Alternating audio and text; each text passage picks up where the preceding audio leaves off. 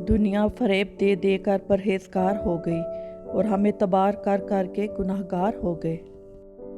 इंसान को थोड़ा सा सख्त दिल होना भी ज़रूरी है, वरना पुराना ज़ख्म भरता नहीं कि लोग नया ज़ख्म दे जाते हैं। कुछ शामें ऐसे ढलती हैं कि सूरज के साथ साथ हमारा दिल भी डूब जाता है। डूबा सूरज तो अगली सुबह फिर निकल आता है, मगर जो दिल एक बार गरूब हो जाए तो फिर कभी तलू नहीं होते।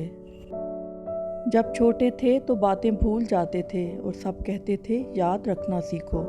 अब बड़े हुए हैं तो हर बात याद रहती है और सब कहते हैं भूलना सीखो। सूरह यूसुफ का इंतहाई प्यारा सबक। ज़िंदगी में अगर आपके इंतहाई अजीज़ और करीबी लोग भी आपसे दगा कर जाएं, आपके ख़िलाफ़ हो जाएं, तब भी अगर आप सब्र से काम लें और अल्लाह पाक पर कामिल भरोसा रखें तो अल्लाह पाक आपको वो मकाम अता करेगा कि ज़माना देखता रहेगा।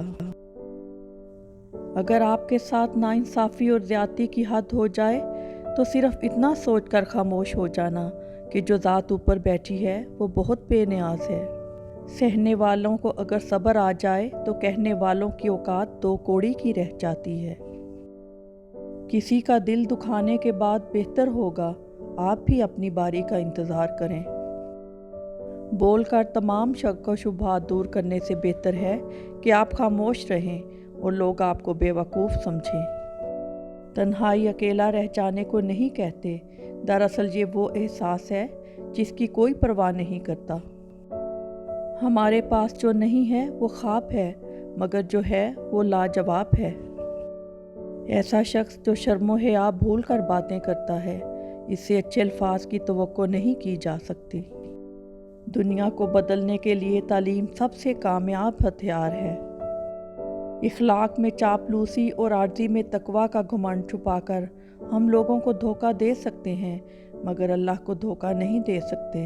अल्लाह हमारे बातन से खूब वाकिफ़ है।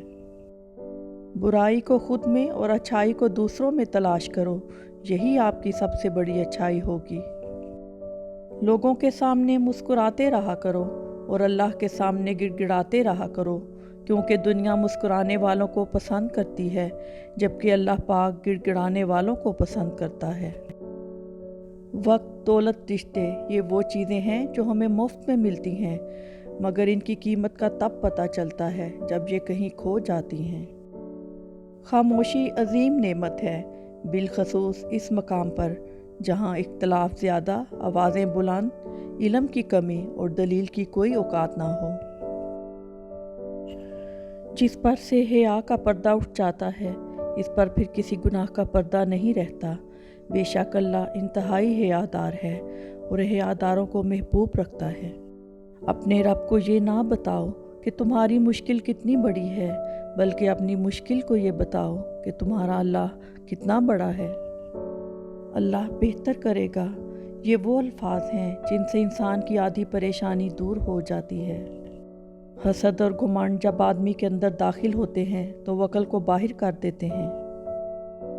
अगर खोटे सिक्के से कुछ खरीदना नामुमकिन है तो नियतों में खोट रख के फलाह पाना भी नामुमकिन है।